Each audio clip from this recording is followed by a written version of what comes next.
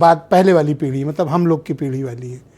तो बताइए मैडम, ये जो नई पीढ़ी का जो आंदोलन और क्रिएटिविटी के नाम पर मर्यादा तोड़ने की बात हुई है, और ये नई जनरेशन की जो आकांक्षाएं हैं, इनकी एस्पिरेशन है, इनकी लाइफ स्टाइल है, इनकी लैंग्वेज है, इनका विरोध करने का या प्रेम करने का या अपनी बात कहने का तरीका बिल्कुल अलग है, ये सही है या आप मानती हैं कि इन्होंने मर्यादा को तोड़ा है? देखिए ब्रिजेश जी, मैं बॉर्डरलाइन जेंजी हूँ, लेकिन मुझ में वो जेंजी वाला ऐसा कोई भी गुण नहीं है, क्योंकि मैंने बचपन से आप अपनी जेंजी हैं तो मैं अपनी बात वापस लेता हूँ।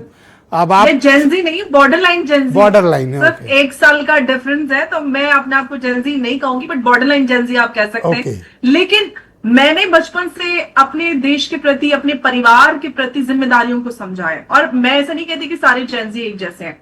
छात्रों के जो मुद्दे हैं उनको समझना, उनको एड्रेस करना, उनको लेकर मैं खुद भी इस पे बात उठाती आई हूँ कि सरकार को छात्रों के मुद्दे पे संज्ञान लेना चाहिए और गंभीरता से उसको सुनना चाहिए। छात्रों ने आंदोलन किया, उनका अधिकार है, ये कॉन्स्टिट्यूशनल अधिकार है कि आप अपनी बात रख सकते हैं और आंदोलन कर सकते हैं, कोर्ट जा सकते हैं। लेकिन अनैतिकता और अभद्र रवैया, आरएएफ के जवान को आप नीला और लाल वाला ये सब बताकर आप रील्स बनाएं, प्रधानमंत्री के लिए आप शब्द बोले, फिर उसको बोले कि आप अधिकार खो सकते हैं क्योंकि हमें जनरेशनल डिफरेंस है। तो ये सही और गलत, आप अगर मेरे पेरेंट्स एक जनरेशन पहले के हैं, आप थोड़े बड़े हैं, तो क्या मुझे अगर आप मुझसे बड़े हैं तो क्या मैं ये इस बात को जस्टिफाई कर सकती हूँ कि क्योंकि मैं छोटी हूं तो मुझे आपका अगर मैं अपमान करूं तो आप मुझे छोटा समझ के एक बार माफ कर सकते हैं, लेकिन मैं अपने रवैये को बढ़ाती जाऊं, तूल देती जाऊं और बार बार मैं ये बोलूं कि मुझे एक ब्लैंकेट एस्केप दे दिया जाए क्योंकि मैं अगली जनरेशन से हूं, तो मुझे लगता है ये एस्केप नहीं है। अगर जेनजी अपना अधिकार मांगना जान सकती है, अपनी बातों को लेकर सड़कों पर जाना जान सकती है, संसद पर मार्च करना जान सकती है, तोड़फोड़ मचाना जान सकती है, तो अपने अभद्र रवैये की जिम्मेदारी भी आपको ओन अप करनी चाहिए। आप ऐसे कैसे साफ होकर निकल सकते हैं कि भाई क्योंकि हम दूसरे जनरेशन से हैं तो हमें कोई भी जिम्मेदारी या अनैतिकता का कोई पाठ पढ़ाता है तो वो जस्टिफाइड नहीं है। आप जो गलत कर रहे हैं, भीड़ में, मैं नहीं कह रही सारे स्टूडेंट्स एक जैसे, छात्रों ने बहुत कुछ झेला है और उनके मुद्दों पे बात होनी चाहिए, लेकिन आप आंदोलन के नाम पर पूरी दिल्ली को उखाड़ कर फेंक देंगे, अभद्र इशारे करेंगे, गालियां देंगे। और एक बात बताइए मैडम कि कभी भी हमारे जो कल्चर का हिस्सा हम लोगों की पीढ़ी है, आप तो बॉर्डर लाइन है, लेकिन हम लोगों की पीढ़ी ना, मैं बड़े फ्रैंकली ये बात कहना चाहता हूँ, हो सकता है कि कुछ लोग आलोचना करें, हम लोग की जो पीढ़ी है वो बड़ी ढोंगी किस्म की है, दो मुही किस्म की है।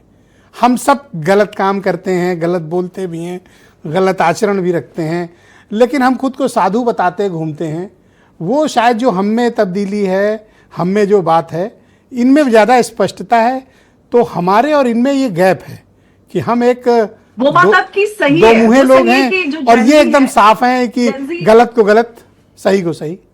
लेकिन जो बात आप कह रहे हैं उसको मैं इस तरह से कहूंगी, जेनजी जो है वो बिल्कुल क्लियर है, अपनी अधिकारों को रखना जानती है, अपनी बात बताना जानती है, जो कुछ भी है वो उसको आगे रखना जानती है। लेकिन जिस बात को आप कह रहे हैं कि हम डोंगी है, उसको लिहाज और शर्म और बड़ों का सम्मान कहते हैं हमारे समाज में। लिहाज, शर्म और मर्यादा, करेक्ट, आपने अच्छा पॉइंट उठाया। ये होता है उस जनरेशन। ये एक बात और बताइए, क्या इन दिनों पेरेंटिंग की कमी है? मतलब माँ बाप बच्चों के साथ कनेक्ट नहीं है ठीक से? ऐसा नहीं है। देखिए, हमारे समाज में जो फैमिली स्ट्रक्चर है वो चेंज हुआ है, ये बात इसमें कोई दो राय नहीं है।